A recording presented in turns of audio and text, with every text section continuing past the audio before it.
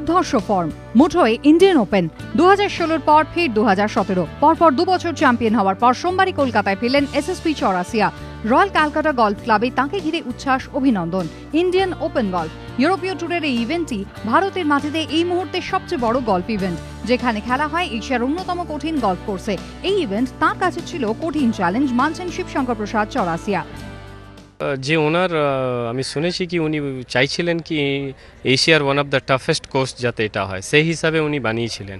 And এটা খুবই tough বানিয়েছেন, যেমন গ্রিনের ওপরে খুব স্লোপি আছে, খুব ন্যারো করে দিয়েছিলেন ফেভারিটগুলোকে। ইন্ডিয়ান ওপেন জয়ের সুবাদে এশিয়ান অর্ডার অফ মেরিটে 2 নম্বরে উঠে এসেছেন কলকাতার এই গল্ফার। লক্ষ্য এখন এশিয়ার সেরা গল্ফার হওয়া, জানালেন চৌরাসিয়া। আমি ট্রাই করব, এখন 2 নম্বরে আছি, খুব একটা বেশি পিছনে নেই, আর পুরো বছর পড়ে আছে।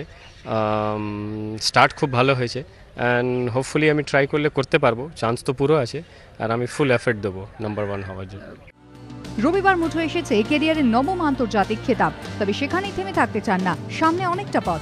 লক্ষ্যে অবিচল শিবশঙ্কর প্রসাদ চৌরাসিয়া। কুন্তল চক্রবর্তীর রিপোর্ট, এবিপি আনন্দ, কলকাতা।